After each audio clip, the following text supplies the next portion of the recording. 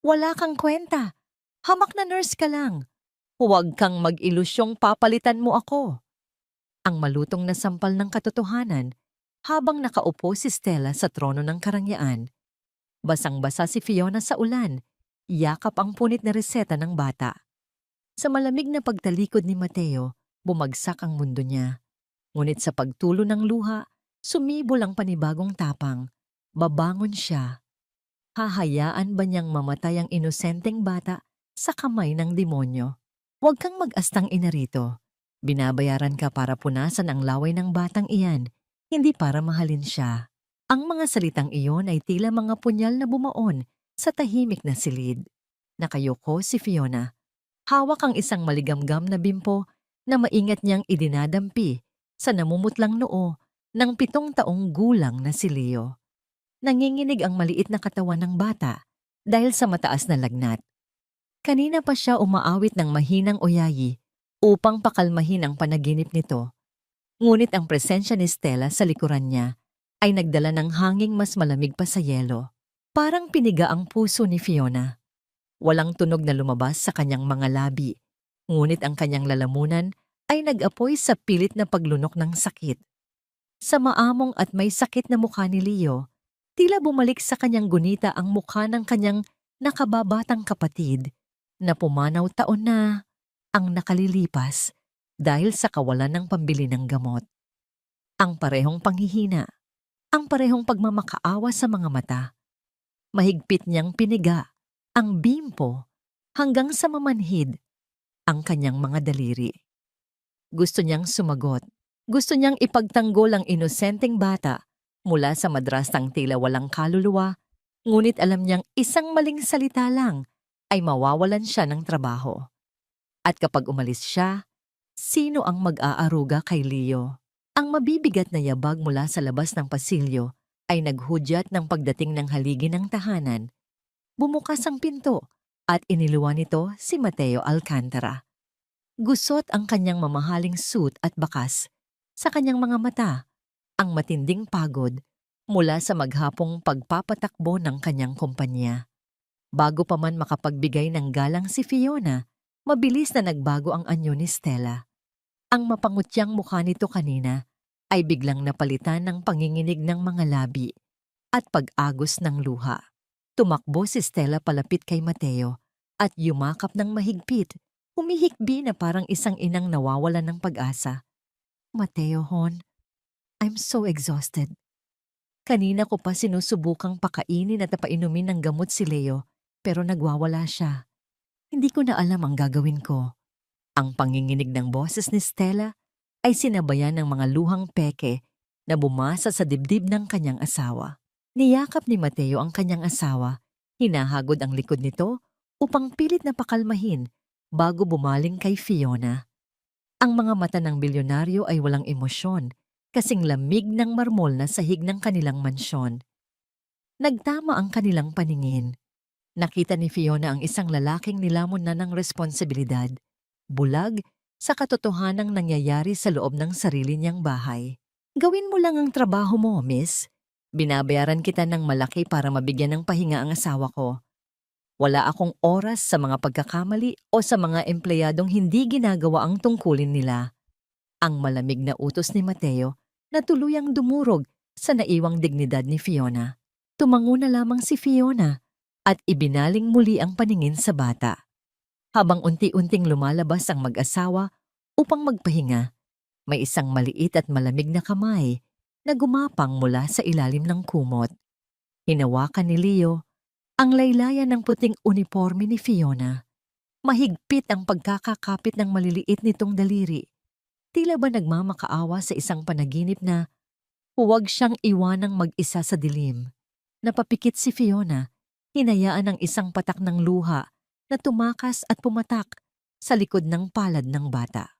May napansin din siyang maliliit na pasa sa braso ni Leo na pilit tinakpan ng mahabang manggas ng damit nito, mga pasang hindi nakasulat sa anumang medical record ng bata. Ngunit ang katahimikan ng gabi ay muling binasag ng dahan-dahang pagbukas ng pinto. Nakatayo roon si Stella. Wala na si Mateo sa kanyang tabi. Hawak nito ang maliit na bote ng mamahaling gamot ni Leo para sa hika. Nakangiti si Stella, isang ngiting nagpapahiwatig ng purong kasamaan habang pinaglalaruan ng bote sa kanyang mga daliri.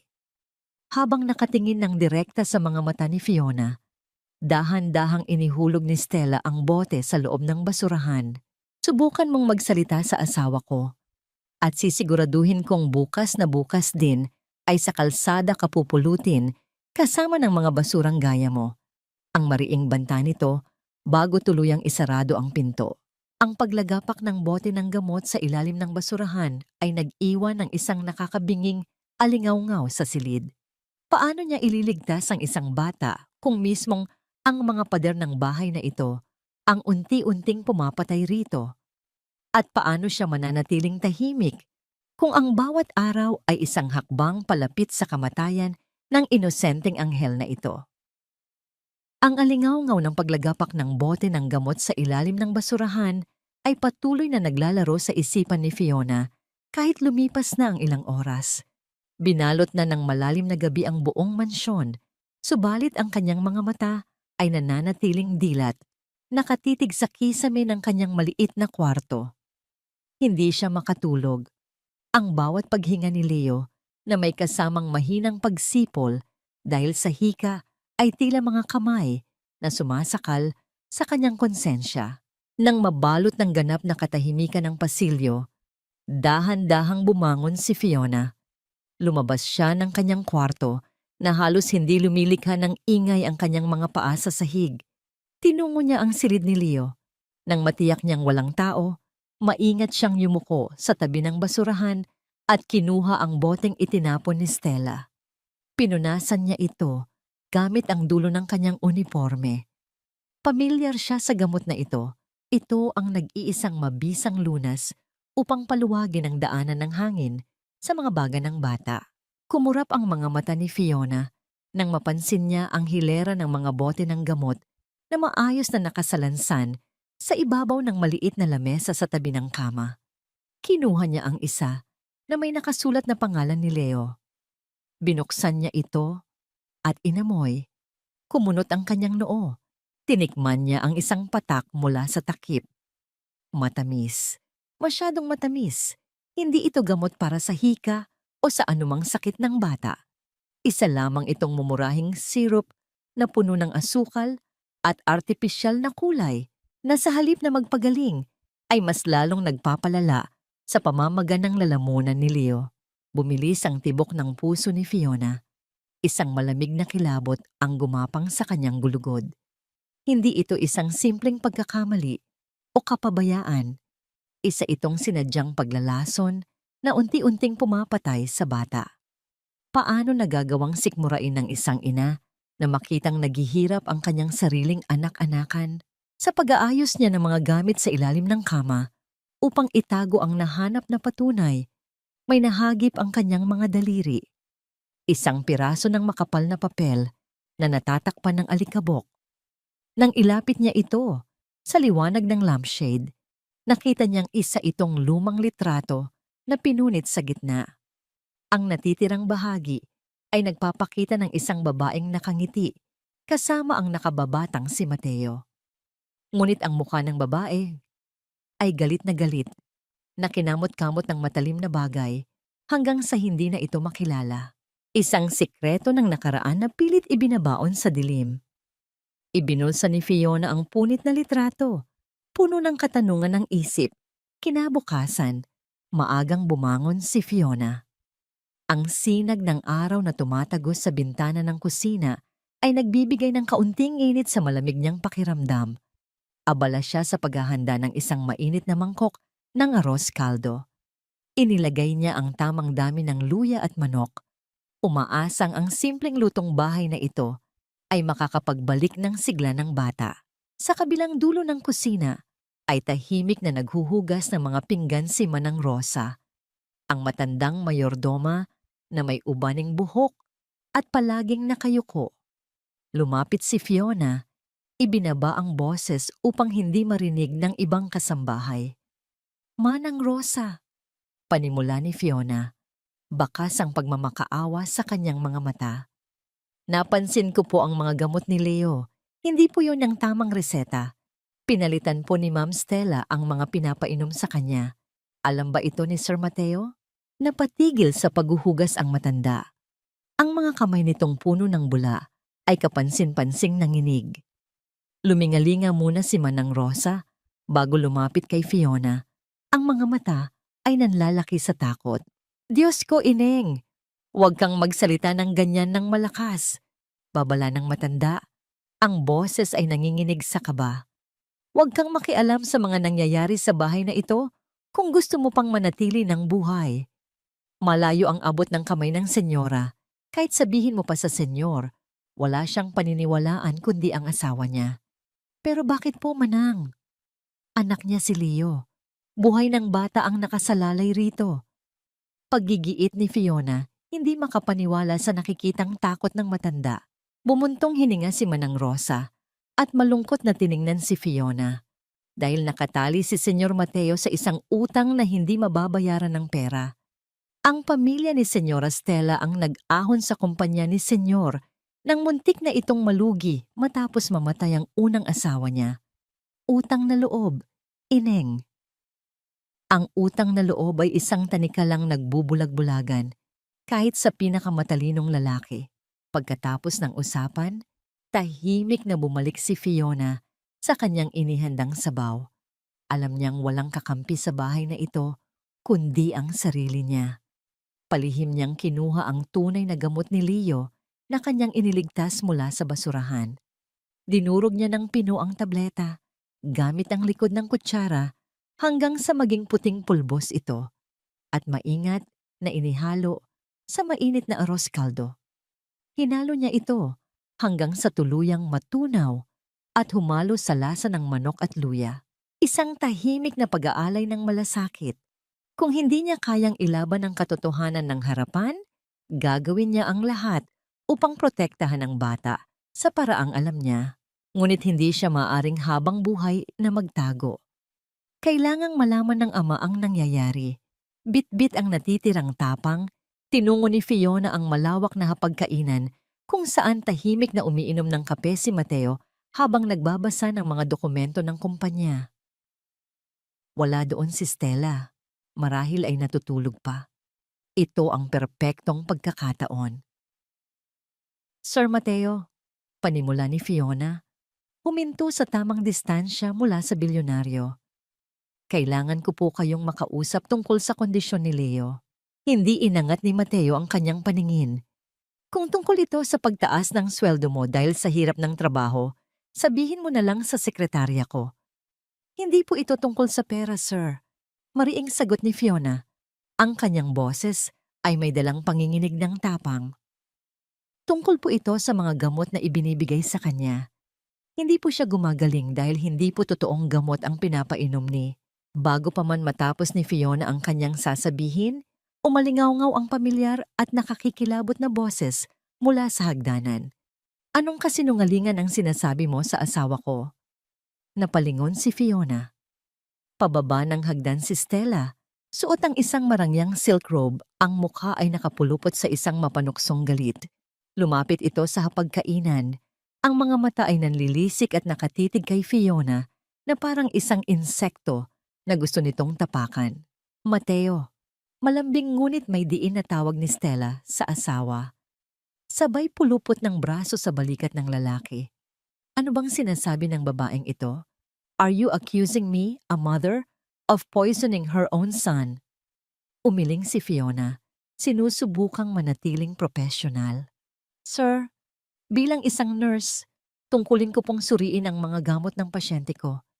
Ang mga bote na nasa kwarto ni Leo ay puro food supplements na nagpapalala sa asthma niya. May nagpalit ng mga label. Agad na tumulo ang mga luha ni Stella. Isang perpektong pag-arte na halos kapani-paniwala kung hindi lang nakita ni Fiona ang tunay na demonyo sa likod nito. How dare you! Sigaw ni Stella, ang boses ay basag at puno ng hinanakit. Humarap siya kay Mateo. Umiiyak ng tuluyan. Hon, ito ba ang igaganti sa akin ng pamilyang ito Matapos kong ibigay ang buong buhay ko sa inyo, pamilya ko ang nag-ahon sa'yo noong panahong nalubog ka sa utang.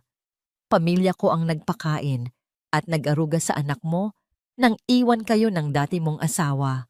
Tapos ngayon, hahayaan mong paratangan ako ng isang hamak na nurse na kakapasok lang kahapon? Nakita ni Fiona kung paano nagbago ang ekspresyon ni Mateo.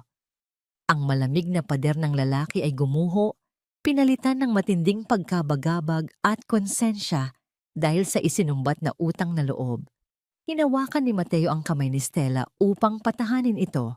Nang balingan ni Mateo si Fiona, ang mga mata nito ay puno ng galit at babala. Tama na, Fiona. Know your place? Binayaran kita para mag-alaga, hindi para gumawa ng gulo sa pamilya ko. Kung wala kang tiwala sa pamamaraan ng asawa ko, malaya kang umalis. Ang mga salitang iyon ay parang isang matigas na sampal. Nanikip ang dibdib ni Fiona sa matinding kawalang katarungan. Paano naging ganito kabulag ang isang matalinong lalaki? Bakit mas pinili nitong paniwalaan ang kasinungalingan kaysa sa kaligtasan ng sariling dugo at laman? Wala na siyang magagawa sa ngayon. Tumango na lamang siya at yumuko. Tinatanggap ang pagkatalo dahil kung aalis siya, sino na ang magliligtas kay Leo? Dala ang mangkok ng arroz caldo, pumasok si Fiona sa kwarto ni Leo. Gising na ang bata, namumutla at tila walang lakas. Nang maamoy nito ang sabaw, nagkaroon ng kaunting kislap ang mga mata nito. Inalalaya ni Fiona si Leo na makaupo at dahan-dahang sinubuan ng mainit na sabaw na may halong gamot. Sa bawat higop ng bata, ramdam ni Fiona ang unti-unting pagbabalik ng kulay sa mukha nito. Ngumiti ang bata at isinandal ang ulo sa braso ni Fiona. Ngunit ang maikling sandali ng kapayapaan ay biglang nabalot ng isang nakakasakal na presensya. May isang madilim na anino na tumakip sa liwanag mula sa pinto. Nang lumingon si Fiona, nakita niya si Stella na nakatayo ng tahimik. May hawak itong isang tasa ng bagong timplang kape. Wala ang pag-arte at ang mga peking luha nito kanina. Ang tanging nakikita ni Fiona ay isang malamig at nakakikilabot na ngiti. Ang usok mula sa mainit na kape ay dahan-dahang umaangat sa hangin. Kasabay ng bawat mabagal at mabigat na hakbang ni Stella, palapit sa likuran niya. Ramdam ni Fiona ang init na nagmumula sa tasa ng kape na hawak ni Stella. Tila ba sadyang idinidikit ito sa kanyang balikat habang nakatalikod siya. Isang maling galaw lamang ay tiyak na mapapaso ang kanyang balat. Subalit sa halip na lumingon o magpakita ng takot, mas lalong hinigpitan ni Fiona ang pagyakap kay Leo. Ipinatong niya ang kanyang pisngi sa noo ng bata. Isang protektadong kuta na hindi hahayaang mapasok ng anumang panganib. Napakasarap ng kape ko ngayong umaga, Fiona. Bulong ni Stella. Ang boses ay malapit na malapit sa tainga ng unit. Sana ay masarap din ang pananatili mo rito habang kaya mo pa. Dahan-dahang lumayo si Stella, ang tunog ng kanyang mga takong sa sahig ay tila isang babala na unti-unting nawawala sa pasilyo. Naiwang humihinga ng malalim si Fiona, pilit na pinapakalma ang mabilis na tibok ng kanyang puso. Lumipas ang maghapon at muling binalot ng madilim na kumot ang langit. Ang mansyono ng mga Alcantara ay muling nalunod sa isang mabigat na katahimikan, isang uri ng katahimikan na tila may itinatagong banta. Sa kalagitnaan ng hating gabi, isang matinis na tili ang bumasag sa kapayapaan. Ayoko na. Wag. Ang halimaw. Ang halimaw sa dilim. Mabilis na napabalikwas ng bangon si Fiona mula sa kanyang pagkakahimbing. Hindi na siya nag-abalang magsuot ng tsinelas at mabilis na tinakbo ang silid ni Leo. Doon, nakita niya ang bata na nakaupo sa gitna ng kama. Ang mga mata ay nanlalaki sa takot at ang buong katawan ay basang-basa ng malamig na pawis. Ang hika nito ay tila muling bumabalik dahil sa tindi ng nerbiyos. Leo, narito ako. Narito si Nurse Fiona. Bulong niya habang mabilis na nilalapitan ng bata. Niyakap ni Fiona ang nanginginig na si Leo. Ramdam niya ang mabilis na kabog ng dibdib ng bata, tila isang maliit na ibon na pilit kumakawala sa isang hawla. Alam ni Fiona na hindi ito simpleng bangungot lamang. Ang mga salitang itinatanim ni Stella sa isipan ng bata tungkol sa mga halimaw at sa pagkamuhi ng kanyang ama ay unti-unting lumalason sa katinoan nito. Sa kabilang banda, si Mateo ay hindi rin makatulog. Nakatayo siya sa balkonahe ng kanyang silid, nakatanaw sa malawak na hardin habang pilit na inuunawa ang mga nangyayari. Ang mga paratang ni Fiona kaninang umaga ay tila mga anay na kumakain sa kanyang tiwala kay Stella. Habang pabalik siya sa kanyang higaan, naririnig niya ang mahinang himig na nagmumula sa silid ng kanyang anak. Dahan-dahang lumapit si Mateo sa pintuan ni Leo. Hindi siya pumasok. Nanatili siyang nakatayo sa dilim ng pasilyo, nakasilip sa munting awang ng pinto. Doon, nakita niya ang isang eksenang tila hindi kailanman nangyari sa loob ng kanyang malamig na mansyon. Si Fiona ay nakaupo sa gilid ng kama. Duyan-duyan ang kanyang anak sa kanyang mga bisig. Nagsimulang umawit si Fiona ng isang matandang oyayi, isang himig na puno ng pag-ibig at kapayapaan. Ang kanyang boses ay tila isang haplos ng mainit na hangin sa gitna ng taglamig. Sa ugoy ng duyan, hihimbing ang aking mahal. Habang nakikinig si Mateo, naramdaman niya ang unti-unting paglambot ng kanyang sariling puso. Ang bigat ng kanyang mga responsibilidad at ang sakit ng nakaraan ay tila panandali ang nawala. Pinagmasdan niya ang mukha ni Fiona sa ilalim ng malamig na liwanag ng buwan. Mayroon itong taglay na ganda na hindi nanggagaling sa alahas o mamahaling kasuotan, kundi sa purong kabutihan ng kanyang kaluluwa. Lumipas ang mga minuto. Ang paghinga ni Leo ay naging maayos at malalim. Nakatulog ang bata sa dibdib ni Fiona. Ngunit dahil sa pagod, maging si Fiona ay unti-unti ring naidlip habang nakaupo. Ang kanyang ulo ay nakasandal sa headboard ng kama at ang kanyang mga braso ay nananatiling nakayakap ng mahigpit sa bata. Dahan-dahang pumasok si Mateo sa silid. Ang kanyang bawat hakbang ay maingat upang hindi makalikha ng anumang tunog sa sahig. Tumayo siya sa harap ni Fiona. Sa pagkakataong ito, wala ang galit o ang pagiging bilyonaryo. Nakita niya ang isang babaeng ibinibigay ang lahat para sa isang batang hindi naman niya kadugo. Kumuha si Mateo ng isang makapal na kumot mula sa cabinet. Maingat niya itong ibinalot sa mga balikat ni Fiona. Sa isang saglit, ang kanyang mga daliri ay bahagyang dumapo sa pisngi ng dalaga. Ang init ng balat ni Fiona ay tila kuryenteng gumapang sa kamay ni Mateo, dahilan upang bumilis ang kanyang tibok ng puso. Nanatili siyang nakatitig sa mukha ni Fiona, hinahangaan ang kapayapaang hatid nito sa kanyang tahanan. Sa sandaling iyon, ang pader na itinayo ni Mateo sa paligid ng kanyang puso ay nagsimulang magkaroon ng maliit na lamat.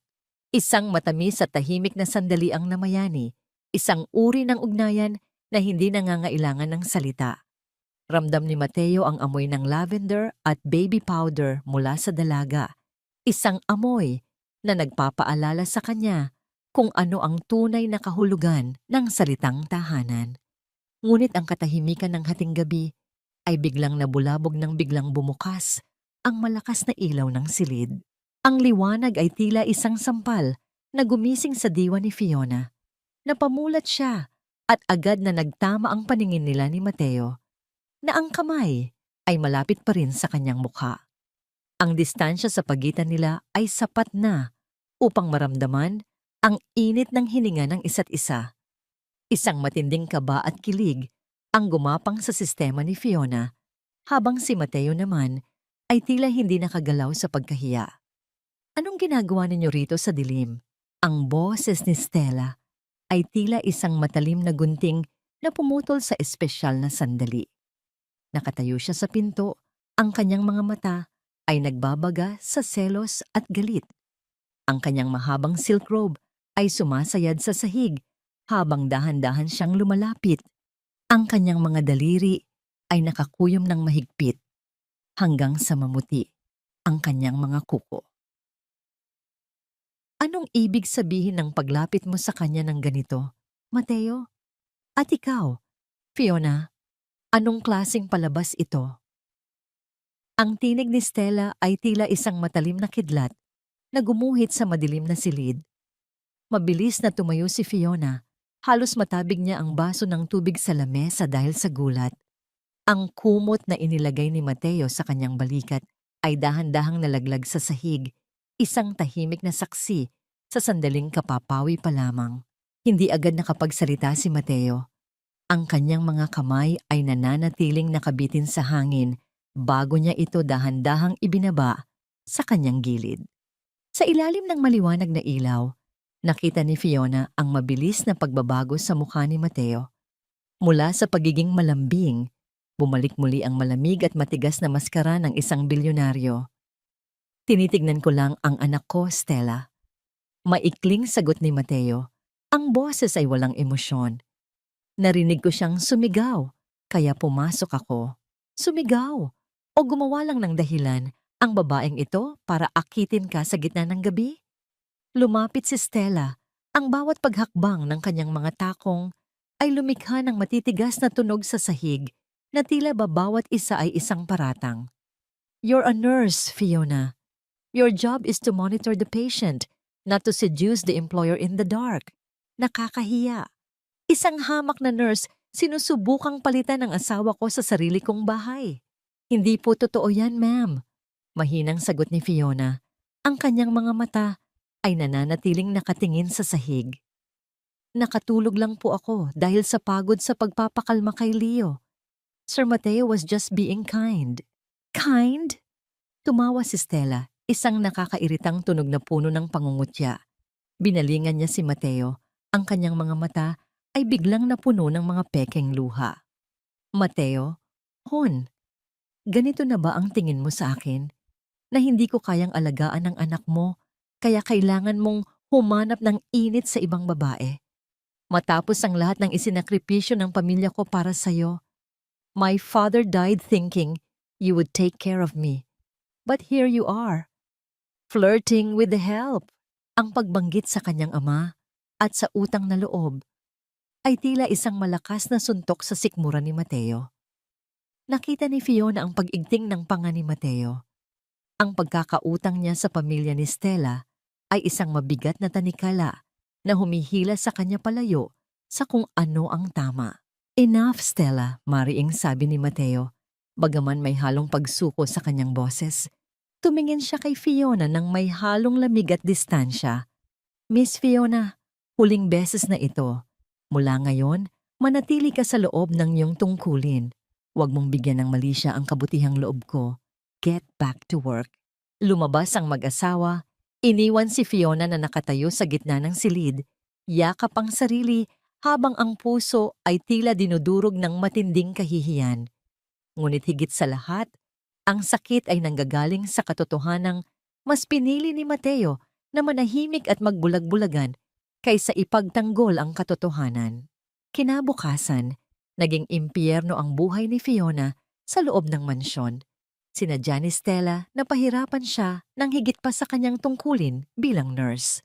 Dahil sa takot ni Mateo na muling magalit ang asawa, hinayaan niya ang mga maliliit na pang-aabuso ni Stella.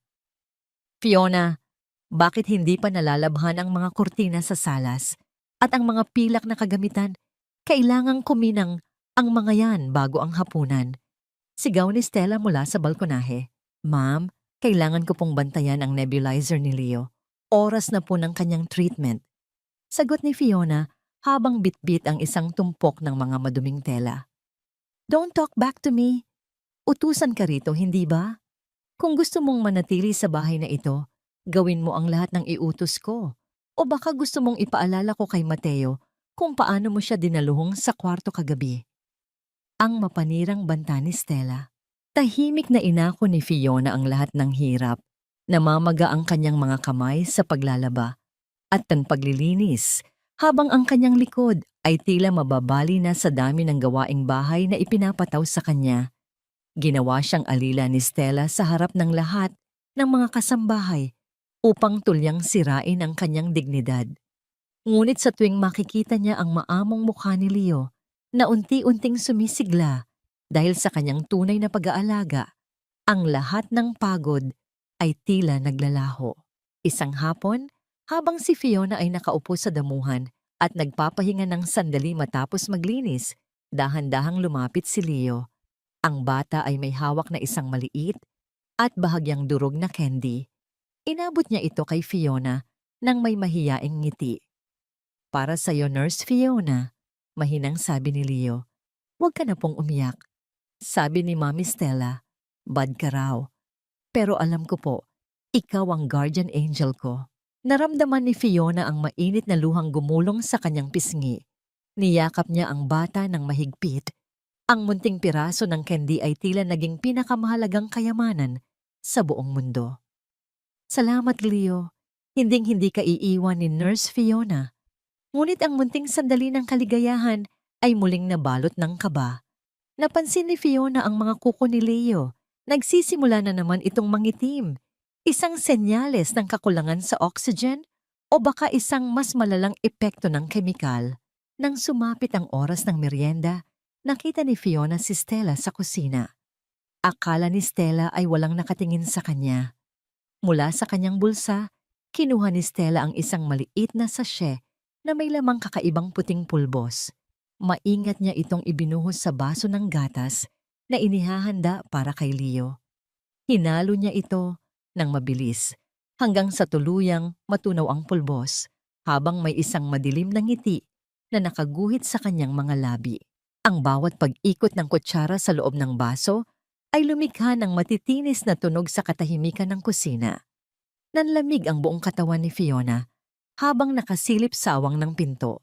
Ang gatas na dapat ay magbibigay ng lakas sa bata ay tila nagiging isang baso ng kamatayan sa ilalim ng mga kamay ni Stella. Ang bawat tibok ng puso ni Fiona ay tila isang tambol na nagbababala ng panganib habang pinagmamasdan niya ang paglayo ni Stella mula sa kusina. Nang masigurong wala na ang anino ng madrasta, mabilis siyang pumasok at kinuha ang baso ng gatas.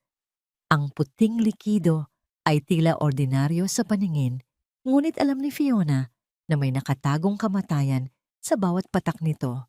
Walang pag-aalinlangang ibinuhos ni Fiona ang gatas sa lababo. Pinanood niya ang pag-agos nito patungo sa imbornal, kasabay ng kanyang mahinang dalangin na sana ay ganito rin kadaling alisin ang kasamaan sa bahay na ito. Mabilis niyang hinugasan ang baso at sinalinan ito ng bagong gatas mula sa ref, isang gatas na malinis at ligtas para sa bata. Nang pumasok siya sa silid ni Leo, nakita niyang naghihintay na ang bata. "Inumin mo ito, Leo, para lumakas ka," sabi ni Fiona. Ang kanyang boses ay nanginginig sa pinaghalong takot at pag-asa. Sa bawat paglaklak ng bata, tila nababawasan ang tinik sa dibdib ni Fiona. Ngunit alam niyang hindi sapat ang pagpapalit ng gatas. Kailangan niya ng ebidensya. Nang gabing iyon, nagsimulang magsulat si Fiona sa isang makapal na notebook. Tinawag niya itong medical journal. Doon niya itinala ang lahat. Ang oras ng pagbibigay ng pekeng gamot, ang kulay ng mga kuko ni Leo, ang mga pasa sa braso ng bata, at ang bawat kahina-hinalang kilos ni Stella. Itinago niya ang notebook sa ilalim ng kutsyon ni Leo, ang tanging lugar na alam niyang hindi papasukin ni Stella dahil sa pandidiri nito sa sakit ng bata. Ang bawat salitang isinusulat niya ay tila isang bala na inihahanda niya para sa isang digmaang hindi niya alam kung kailan sasabog. Kinabukasan, habang naghahanda ng merienda si Fiona sa kusina, biglang pumasok si Stella. Wala ang asawa nito sa bahay, kaya naman ang mapanuring mukha ng madrasta ay malayang nakalabas. "Masyado kang maraming alam, Fiona," panimula ni Stella. Ang kanyang boses ay kasing talim ng kutsilyong hawak ni Fiona. "Akala mo ba hindi ko napapansin ang pagpapalit mo ng gatas? Akala mo ba ay maliligtas mo ang batang iyan?" Hinarap siya ni Fiona ng may paninindigan. "Bakit ninyo ginagawa ito, Ma'am Stella? Anak ninyo si Leo. Bakit gusto ninyo siyang saktan?" Tumawa si Stella, Isang tunog na puno ng lason. Anak, hindi ko siya dugo at laman. Isang sagabal lang siya sa yaman na dapat ay sa akin lang. At huwag kang magmalinis, Fiona. Sa bahay na ito, ang salita ko ang batas. Walang maniniwala sa isang yaya na galing sa putikan. Naniniwala ako na lalabas din ang katotohanan. Matapang na sagot ni Fiona. Talaga ba? Lumapit si Stella at mabilis na kinuha ang isang ceramic na plato sa lamesa. Walang babala na ibinalasibas ito ni Stella sa sahig. Ang tunog ng pagkabasag ng seramika ay umalingaw-ngaw sa buong kusina. Ang mga pira-piraso nito ay tumalsik sa paanan ni Fiona. Tulog! Tulungan ninyo ako! Biglang sigaw ni Stella. Ang kanyang boses ay biglang nagbago at naging puno ng takot. Kasabay nito, kinalmot ni Stella ang sariling braso gamit ang kanyang matatalim na kuko hanggang sa mamula ito at magkaroon ng bakas ng dugo. Eksaktong bumukas ang pinto at iniluwan nito si Mateo na kapadarating lang mula sa opisina. Ang kanyang muka ay agad na nabalot ng pag-aalala nang makita ang nabasag na plato at ang kanyang asawa na tila nanginginig sa takot. Mateo, hon, tulungan mo ako. Pagmamakaawa ni Stella sabay turo kay Fiona. Sinubukan ko lang siyang pagsabihan tungkol sa pag-aalaga kay Leo pero bigla siyang nagwala. Sinaktan niya ako, Mateo. Tignan mo ang braso ko. Nanlamig si Fiona. Ang bilis ng pagbaliktad ng sitwasyon ay tila isang masamang panaginip. Tumingin si Mateo kay Fiona. Ang kanyang mga mata ay nagbabaga sa galit at pagkadismaya. Lumapit siya kay Fiona at hinawakan ng napakahigpit ang braso nito. Sapat na upang maramdaman ni Fiona ang matinding sakit. Pinagkatiwalaan kita, Fiona. Binigyan kita ng pagkakataon kahit na ang asawa ko ang nagdududa sa'yo. Ang mariing bulyaw ni Mateo. Ang kanyang hininga ay malapit na sa mukha ni Fiona. Isang pagkakamali pa, Fiona. Isang reklamo pa mula sa asawa ko.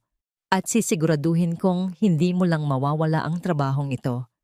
Ipakukulong kita. Binitawan ni Mateo ang braso ni Fiona nang may pandidiri. Sa bawat paghakbang niya palayo kasama ang kanyang asawa, naramdaman ni Fiona ang unti-unting pagguho ng kanyang pag-asa. Ngunit sa kabila ng sakit at takot, may isang bagay na nagpapatatag sa kanya. Ang notebook sa ilalim ng kutsyon ni Leo. Isang lihim na ebidensya na naghihintay ng tamang oras upang pasabugin ang lahat ng kasinungalingan sa loob ng mansyong ito. Wala kang utang na loob. Magnanakaw ka na nga. Mamamatay tao ka pa. Ang sigaw na yon ni Stella ay umalingaw-ngaw sa malawak na salas ng mansyon, bumasag sa masayang tugtugin ng kaarawan ni Leo. Kasalukuyan pang hawak ni Fiona ang isang maliit na box ng regalo, isang simpleng laruang gawa sa kahoy na pinag-ipunan niya ng matagal nang bigla siyang itulak ni Stella. Nagkalat sa sahig ang mga palamuti, ang mga makukulay na lobo ay tila naging mga piping saksi sa biglaang pagsiklab ng kaguluhan. Ilang minuto lang ang nakalilipas, ang lahat ay tila maayos. Suot ni Leo ang paborito nitong asul na polo na maingat na pinansya ni Fiona. Ngunit matapos ang unang subo ng cake na inihanda ni Stella, biglang nangisay ang bata. Ang bawat paghinga ni Leo ay naging isang nakakatakot na tunog ng pagkapos ng hininga. Ang kanyang maliliit na kamay ay pilit na kumakapit sa kanyang lalamunan habang namumula ang buong mukha dahil sa matinding allergic reaction. Sa gitna ng kataranta, mabilis na hinalughog ni Stella ang bag ni Fiona na nakalagay sa gilid. Tignan ninyo ito! Tignan ninyo ang ginagawa ng babaeng ito. Isang mamahaling kwintas na pag-aari ng pamilya Alcantara ang lumabas mula sa bulsa ng bag ni Fiona, kasunod ang isang maliit na bote ng lason na sadyang inilagay doon ni Stella. Hindi po totoo yan. Hindi ko kailanman magagawang saktan si Leo. Ang pagsusumamo ni Fiona, ang kanyang boses ay basag na sa iyak. Lumuhod siya sa harap ni Mateo, pilit na hinahawakan ang laylayan ng pantalon nito. Sir Mateo, parang awa ninyo na. Dalhin natin si Leo sa ospital. Huwag ninyong hayaang mamatay ang anak ninyo. Ngunit ang Mateo na nasa harap niya ay hindi na ang lalaking naglagay ng kumot sa kanyang balikat noong gabi. Ang kanyang mga mata ay nag-aapoy sa galit. Ang bawat ugat sa kanyang leeg ay nakalabas dahil sa tindi ng tensyon. Ang takot para sa buhay ng kanyang anak at ang mga manipulasyon ni Stella ay tuluyang bumulag sa kanyang katinoan. Lumayo ka sa akin. Isang marahas na pagbawi ng binti ang ginawa ni Mateo, dahilan upang mapaupo si Fiona sa malamig na sahig. Pinagkatiwalaan kita. Ibinigay ko sa iyo ang kaligtasan ng anak ko, pero ito ang igaganti mo? Magnanakaw ka. Demonyo ka. Mateo Hon, baka may kasabwat siya. Paalisin mo na siya rito bago pa niya tuluyang ubusin ang yaman natin at patayin ang anak mo. Dagdag pa ni Stella, habang kunwaring hinihimas ang likod ng asawa upang mas lalong gatungan ang galit nito. Walang pakundangan na hinila ni Mateo ang braso ni Fiona. Kinaladkad niya ang dalaga patungo sa malaking pinto ng mansyon, habang ang malakas na buhos ng ulan sa labas ay tila nakikiramay sa pait ng sandali. Ang bawat hakbang ni Fiona ay puno ng hapdi, hindi dahil sa pagkakahawak sa kanyang braso, kundi dahil sa pagkawasak ng kanyang puso. Sir Mateo, pakiusap. Kahit ipakulong ninyo ako, ayos lang. Basta siguraduhin ninyong ligtas si Leo. Huwag ninyong hahayaan si Stella na hindi na natapos ni Fiona ang kanyang sasabihin dahil marahas siyang itinulak ni Mateo palabas ng pinto. Bumagsak si Fiona sa putikan. Ang kanyang uniforme na dati ay malinis at puti ay agad na nabahiran ng dumi ng lupa. Ang tunog ng pagsasara ng malaking pinto ay tila isang hatol ng kamatayan para sa kanyang kaligayahan. Sa ilalim ng madilim na langit, habang ang ulan ay humahampas sa kanyang mukha, nanatiling nakaluhod si Fiona sa tapat ng saradong pinto.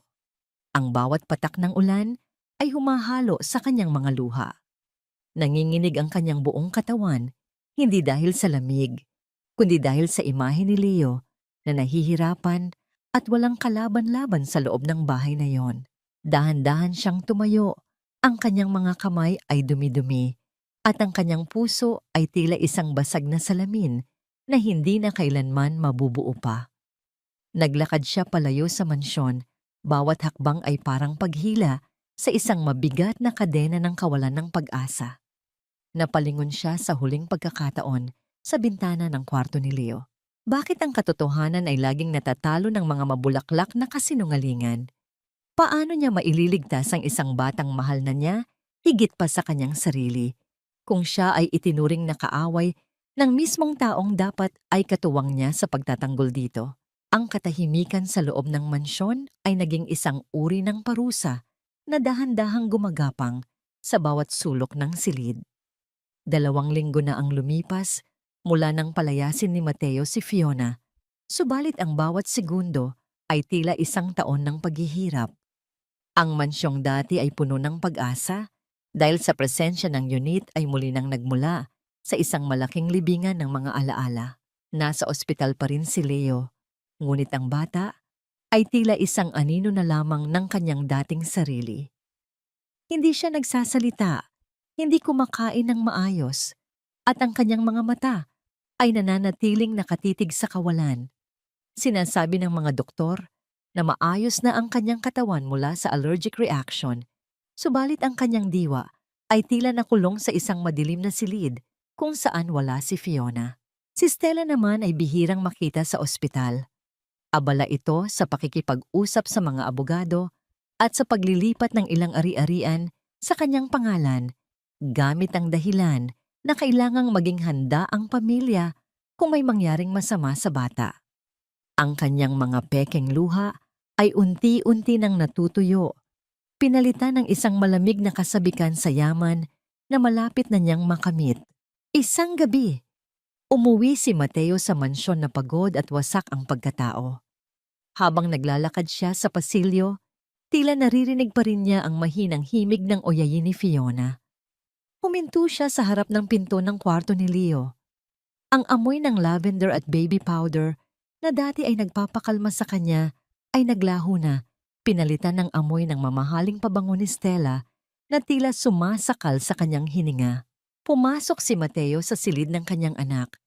Naupo siya sa gilid ng kama at hinawakan ang unan na dati ay niyayakap ni Leo. Napansin niya ang isang maliit na dumi sa ilalim ng kama. Isang tuyong piraso ng laruang kahoy na ibinigay ni Fiona. Sa sandaling iyon, ang pait ng pagsisisi ay nagsimulang dumaloy sa kanyang mga ugat. Naalala niya ang gabi ng bagyo, ang itsura ni Fiona habang nakaluhod sa putikan, at ang mga huling salita nito na hindi niya pinakinggan dahil sa galit. Anong ginawa ko? Bulong ni Mateo sa sarili, ang kanyang boses ay basag at puno ng pag-aalinlangan. Nagsimula siyang mag-ayos ng mga gamit ni Leo, isang paraan upang lunurin ang kanyang sarili sa trabaho at hindi na mag-isip pa. Inalis niya ang mga lumang libro at mga laruan sa ibabaw ng kama.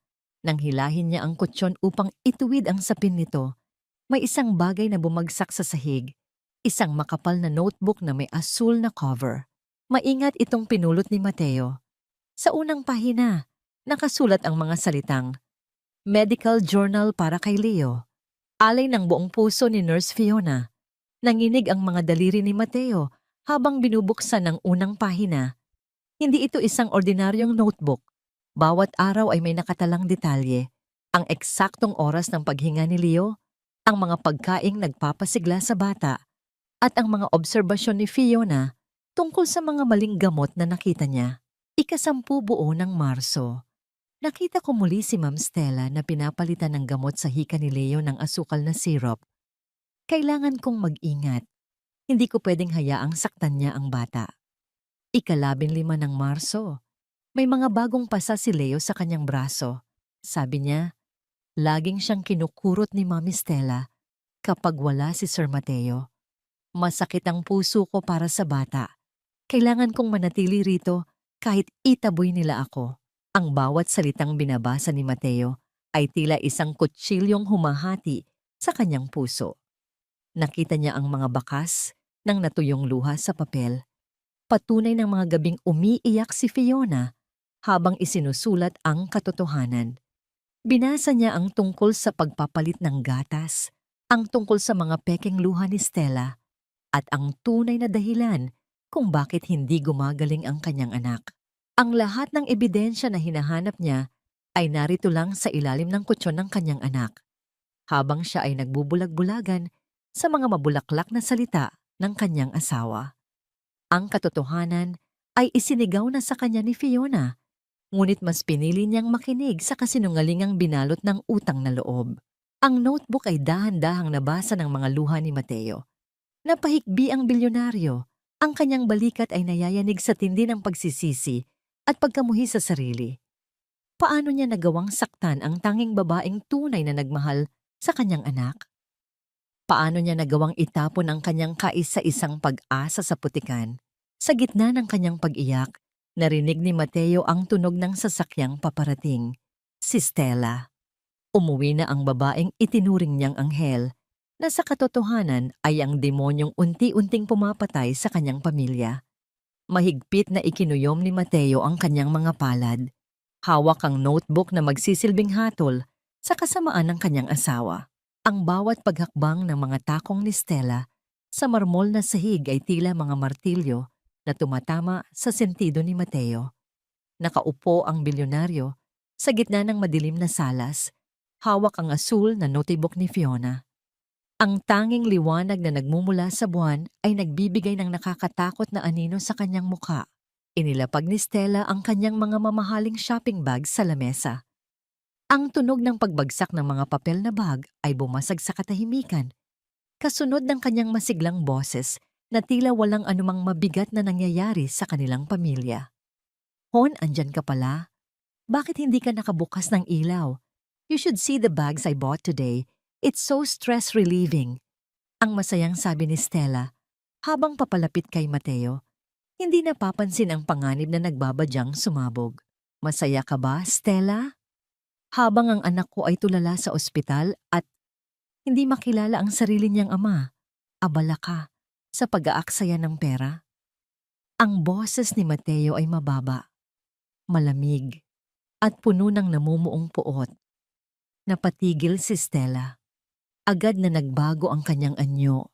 Ang mapaglarong makumalarong ngiti ay napalitan ng isang inosenteng pag-aalala. Mateo, what's wrong? Of course, I'm sad for Leo. I'm just trying to keep myself sane for you, for our family. You know how much I sacrifice? Sacrifice? Tumayo si Mateo. Ang kanyang anino ay tila lumamon sa buong silid. Inihagis niya ang asul na notebook sa harap ni Stella. Ang pagbagsak nito sa lamesa ay lumikha ng isang matigas na tunog na nagpatahimik sa paligid. Basahin mo yan, Stella. Basahin mo ang bawat sakripisyo na ginawa ni Fiona para protektahan ang anak ko mula sa'yo. Nanginig ang mga kamay ni Stella nang makita ang notebook. Namutla ang kanyang mukha. Ang kanyang maskara ng pagiging mabuting asawa ay unti-unti nang nagkakaroon ng malalalim na lamat. Ano ito? Mateo, naniniwala ka ba sa mga imbento ng yaya na yon? She's a thief. She tried to poison Leo. Huwag mo na akong lokohin. Ang bulyaw ni Mateo na yumanig sa buong salas. Kinausap ko na si Manang Rosa. Inamin na niya ang lahat. Nakita ko na rin ang mga video ng pagmamaltrato mo kay Leo sa tuwing wala ako. Ikaw ang nagpalit ng mga gamot. Ikaw ang naglagay ng lason sa cake ng anak ko. Napaurong si Stella. Ang kanyang mga mata ay nanlalaki sa takot at galit. Nang makitang wala na siyang kawala, ang kanyang maamong tinig ay biglang naging matinis at puno ng lason. So what? Ginawa ko lang ang dapat. Ang batang iyan ay isang pabigat. At huwag mong kakalimutan, Mateo, you owe everything to my father. Kung hindi dahil sa amin, pulubi ka na ngayon. Lumapit si Mateo kay Stella. Ang bawat hakbang niya ay puno ng pandidiri. Ang utang na loob na lagi mong isinusumbat ay matagal ko nang nabayaran. Binuhay ko ang pamilya mo. Ibinigay ko ang lahat ng luho mo. Pero ang buhay ng anak ko, ang kaligtasan ni Leo, hindi mo kayang bayaran yon kahit kailan. Kumuha si Mateo ng isang makapal na envelope mula sa kanyang drawer at marahas itong inilapag sa ibabaw ng mga shopping bags ni Stella. Iyan ang mga papeles para sa annulment at ang utos na lisanin mo ang bahay na ito ngayong gabi. Isang salita mo pa at sisiguraduhin kong sa kulungan ang tuloy mo. Manang Rosa, ilabas ang mga gamit ng babaeng ito. Ang mga kasambahay na dati ay takot kay Stella ay isa-isang lumabas. Bit-bit ang mga maleta ng madrasta.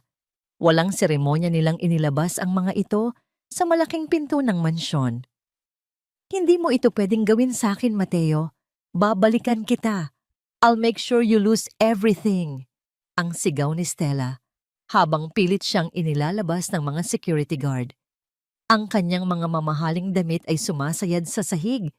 Ang kanyang buhok ay gulo-gulo at ang kanyang muka ay puno ng pait ng pagkatalo. Nang sumara ang malaking pinto, muling binalot ng katahimikan ang mansyon. Ngunit sa pagkakataong ito, ang katahimikan ay hindi na nakakasakal. Tumingin si Mateo sa paligid ng kanyang malawak at marangyang tahanan. Ito ay malinis, tahimik, at walang Stella. Ngunit ito rin ay walang Fiona. Ang bawat sulok ng bahay ay nagpapaalala sa kanya ng kanyang malaking pagkakamali. Ang bawat anino sa pasilyo ay tila nagpapakita ng imahe ni Fiona na umiiyak sa ilalim ng ulan. Napahawak si Mateo sa kanyang dibdib. Ramdam ang matinding pangungulila na mas masakit pa sa anumang sugat. Nahanap na niya ang katotohanan. Nasingil na ang karma. Ngunit nasaan ang babaeng nagturo sa kanya kung paano muling magmahal? Saan niya hahanapin ang kapatawaran sa isang pusong kanya mismong tinaboy patungo sa kawalan? 3 linggo ang ginugol ni Mateo sa walang humpay na paghahanap. Ginamit niya ang bawat koneksyon, bawat sentimo ng kanyang yaman, at bawat oras na dapat ay iginugugol niya sa kanyang kumpanya. Ngunit ang mundong ginagalawan ni Fiona ay malayo sa marangyang buhay na nakasanayan niya. Ito ay mundong binubuo ng mga nakatagong eskinita, mga lumang klinika, at mga taong hindi nabibili ng pera ang katahimikan. Sa dulo ng isang maalikabok na kalsada sa isang malayo at mahirap na probinsya, natagpuan din ni Mateo ang kanyang hinahanap.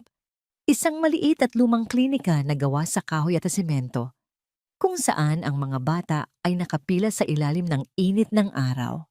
Doon, sa gitna ng mga pasyenteng kapos sa buhay, nakita niya si Fiona. Ibang-iba ang itsura nito mula noong huli silang magkita sa mansyon. Mas lalo siyang pumayat, may malalalim na anino sa ilalim ng kanyang mga mata, at ang kanyang uniforme ay kupas na. Ngunit habang pinagmamasdan siya ni Mateo mula sa malayo, nakita niya ang parehong liwanag ng pag-ibig sa mga mata ni Fiona, habang hinahaplos nito ang ulo ng isang batang umiiyak. Ang kanyang bawat kilos ay puno pa rin ng malasakit. Ang malasakit na mismong tinapon ni Mateo sa putikan. Dahan-dahang lumapit si Mateo. Ang tunog ng kanyang mamahaling sapatos sa tuyong lupa ay tila isang banyagang ingay sa tahimik na paligid. Nang maramdaman ni Fiona ang isang anino sa kanyang harapan, dahan-dahan siyang nag-angat ng tingin. Ang baso ng tubig na hawak niya ay bahagyang nayanig nang makilala ang lalaking nasa harap niya. Fiona, ang tanging nabigkas ni Mateo. Ang kanyang boses ay nanginginig, puno ng mga salitang hindi niya alam kung paano sisimulan. Tumayo si Fiona. Ang kanyang mukha ay biglang binalot ng isang malamig na pader. Wala ang galit, wala ang sigaw. Ang tanging nakita ni Mateo ay isang pagod na kaluluwa na wala nang ibibigay. Anong ginagawa ninyo rito, Sir Mateo? Ang malamig na tanong ni Fiona. Wala na po kayong kailangang nurse. Wala na rin po akong kailangang trabaho mula sa inyo. Fiona, pakiusap. Makinig ka sa akin. Pagmamakaawa ni Mateo. Hindi niya alintana ang mga taong nakatingin sa kanila. Sa isang iglap, ang bilyonaryong kinatatakutan ng lahat ay dahan-dahang lumuhod sa putikan sa harap ni Fiona. Ang kanyang marangyang pantalon ay agad na nadumihan, subalit wala siyang pakialam.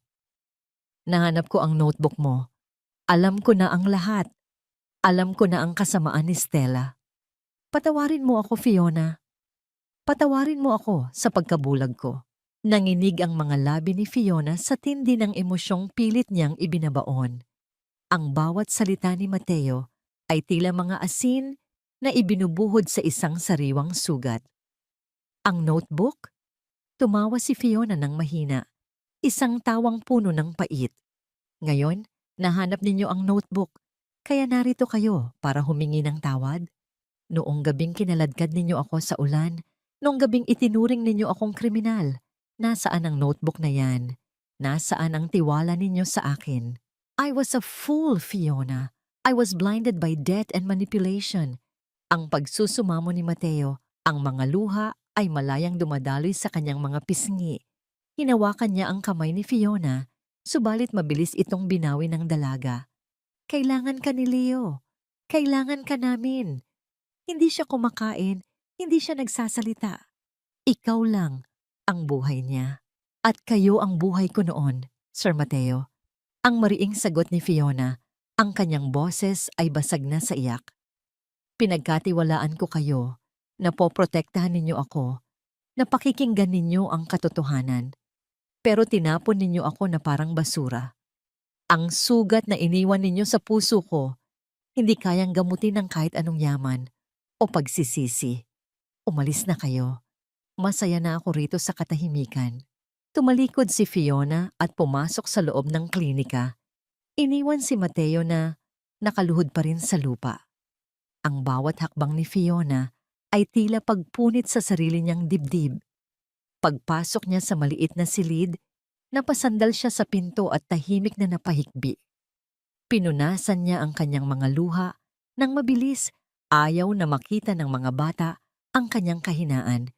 Subalit ang bawat hininga niya ay puno ng pangungulila sa batang si Leo at sa lalaking minahal niya ng patago. Si Mateo naman ay nanatiling nakatungo sa labas. Ramdam niya ang matinding pandidiri sa sarili. Ang bawat segundo ng katahimikan ni Fiona ay tila isang hatol na huli na ang lahat. Dahan-dahan siyang tumayo. Ang kanyang balikat ay bagsak sa bigat ng pagkatalo. Habang naglalakad siya pabalik sa kanyang sasakyan, biglang tumunog ang kanyang telepono sa loob ng bulsa.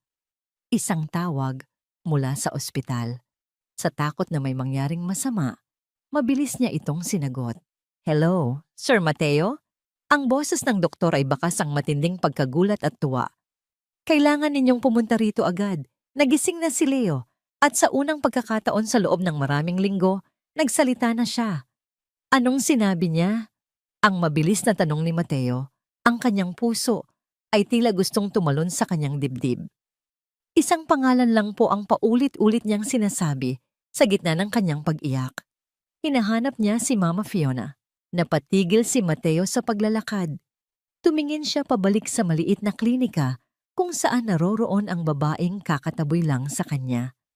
Ang boses ng kanyang anak ay tila naging isang huling tulay na mag-uugnay sa kanilang mga nawasak na buhay. Ang dahan-dahang pagtigil ng isang marangyang sasakyan sa tapat ng maliit na klinika ay lumikha ng isang makapal na alikabok na tila nagsilbing tabing sa isang mahalagang pagtatagpo. Lumabas si Mateo, ngunit sa pagkakataong ito, hindi siya nag-iisa.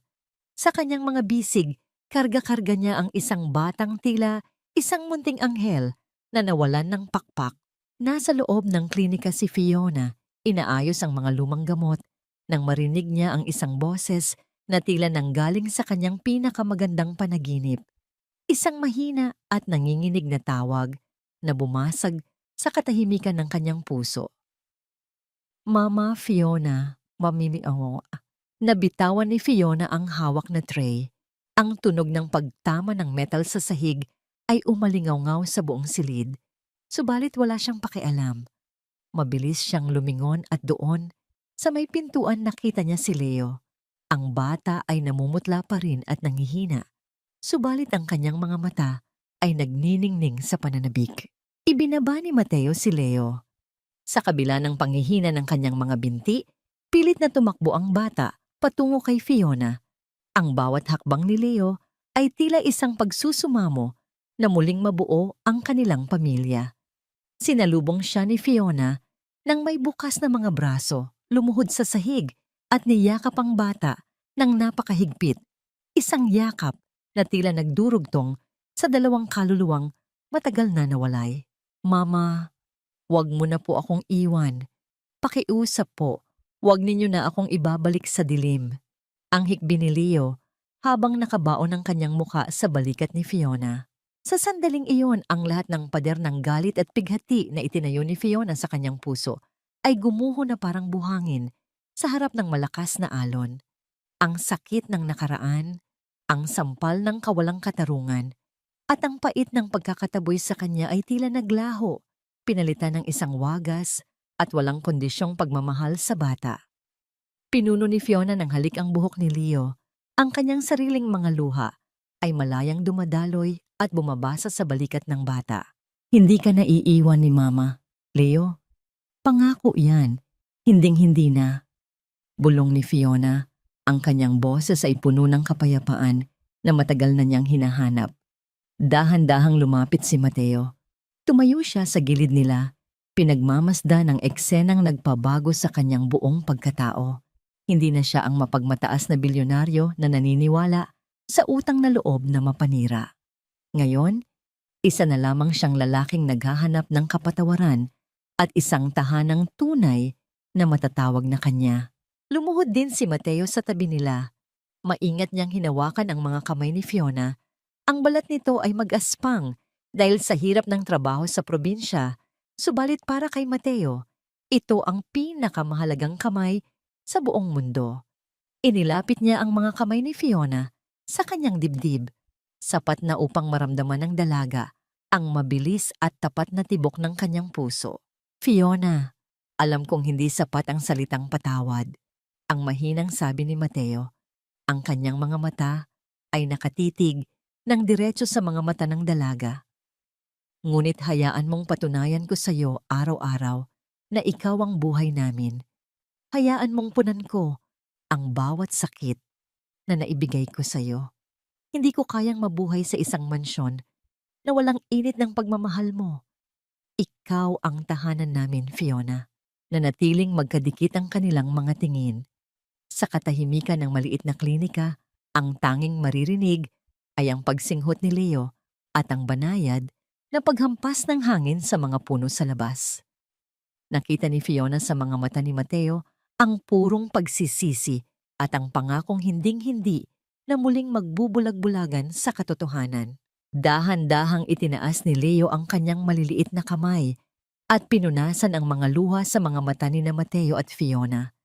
Pinag-isa ng bata ang kanilang mga kamay, isang munting tulay na nagbuklod sa kanilang tatlo.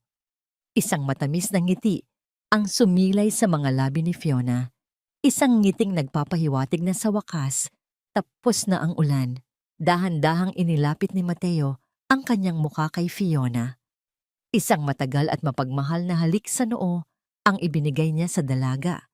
Isang pagbabasbas ng bagong simula na puno ng respeto at katapatan. Pagkatapos ay niyakap ni Mateo silang dalawa ng sabay, isang malakas at matatag na yakap na tila nagsasabing wala nang makakasakit sa kanila muli. Ang liwanag ng papalubog na araw ay tumatagos sa bintana, nagbibigay ng gintong kulay sa kanilang tatlo. Sa gitna ng kahirapan ng probinsya, sa loob ng isang lumang klinika, natagpuan nila ang pinakamalaking kayamanan na hindi kayang bilhin ng anumang salapi, ang kapatawaran, ang pag-asa, at ang tunay na kahulugan ng isang pamilya. 2 taon ang mabilis na lumipas at ang mansyon ng mga Alcantara ay hindi na ang malamig na kaharian na dati ay kinatatakutan ng marami. Ang bawat sulok nito, mula sa malawak na salas hanggang sa pinakamaliit na pasilyo, ay puno na ngayon ng buhay, tawa, at amoy ng sariwang bulaklak. Ang mga madidilim na anino ng nakaraan ay tuluyan ng pinalitan ng maliwanag na sinag ng araw na tumatagos sa bawat bintana. Sa malawak na hardin, makikita ang 9 na taong gulang na si Leo na masayang nakikipaghabulan sa kanilang bagong aso. Wala na ang pamumutla sa kanyang mukha, wala na ang takot sa kanyang mga mata. Ang kanyang bawat tawa ay tila isang himig ng tagumpay laban sa lahat ng sakit na kanyang pinagdaanan. Malusog na ang kanyang pangangatawan at ang dating matamlay na bata ay isa na ngayon sa pinakamakulit at pinakamatalinong mag-aaral sa kanyang paaralan. Nakatayo sa balkonahe sina Fiona at Mateo, pinagmamasdan ng katuwaan ng kanilang anak. Nakaakbay si Mateo kay Fiona. Ang kanyang baba ay maingat na nakapatong sa balikat ng asawa habang ang kanyang mga braso ay nakapulupot sa bewang nito. Damang-dama ni Fiona ang init at tibok ng puso ni Mateo, isang pakiramdam na nagbibigay sa kanya ng katiyakan na hinding-hindi na siya muling mag-iisa sa ulan. "Are you happy, Hon?" Mahinang tanong ni Mateo, sabay halik sa buhok ni Fiona. Ngumiti si Fiona at isinandal ang kanyang ulo sa dibdib ng asawa. "Higit pa sa inaakala ko, Mateo.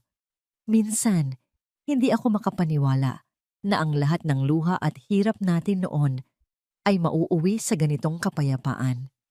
You saved us, Fiona," bulong ni Mateo. Ang kanyang boses ay puno ng pagsamba. "Hindi lang si Leo ang iniligtas mo, kundi pati ang kaluluwa ko. Ikaw ang nagturo sa akin na ang tunay na yaman ay hindi nasusukat sa laki ng kumpanya, kundi sa higpit ng yakap ng pamilya."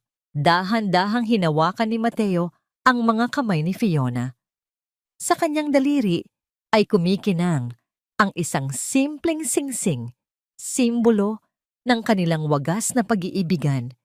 Ngunit higit sa ginto, ang mas kapansin-pansin ay ang bahagyang paglaki ng tiyan ni Fiona. Isang bagong buhay ang muling nanganak sa loob ng kanyang sinapupunan. Isang simbolo ng kanilang bagong simula at ang bunga ng isang pag-ibig na dumaan sa matinding pagsubok. Sana ay maging katulad mo rin siya, sabi ni Mateo habang maingat na hinahaplos ang tiyan ni Fiona. Isang taong may pusong kasing busilak ng sayo, handang magsakripisyo para sa kapakanan ng iba. At sana ay maging katulad mo rin siya, tugon ni Fiona, sabay tingin ng malalim sa mga mata ni Mateo. Isang lalaking matapang na tanggapin ang kanyang mga pagkakamali at marunong lumaban para sa mga taong mahal niya. Ang kanilang mga labi ay nagtagpo sa isang matamis at banayad na halik habang ang araw ay dahan-dahang lumulubog sa abot tanaw. Sa bawat segundo ng katahimikan, ramdam nila ang lalim ng kanilang kapatawaran sa isa't isa. Ang nakaraan ay naging isang mahalagang aral na lamang na ang pag-ibig ay hindi laging madali, ngunit ito ang nag-iisang puwersa na kayang bumuo sa mga piraso ng isang basag na puso. Narinig nila ang mabilis na yabag ni Leo patakbo sa kanila. Mama, Papa, look! I found a butterfly! Ang masayang sigaw ng bata. Sabay na lumingon ang mag-asawa at sinalubong ang kanilang anak nang may malalapad na ngiti. Sa ilalim ng naglalagablab na kulay ng langit, ang pamilyang Alcantara ay naglakad pabalik sa loob ng kanilang tahanan. Isang tahanang hindi na binuo ng semento at bato, kundi ng pag-ibig, malasakit, at walang hanggang pag-asa.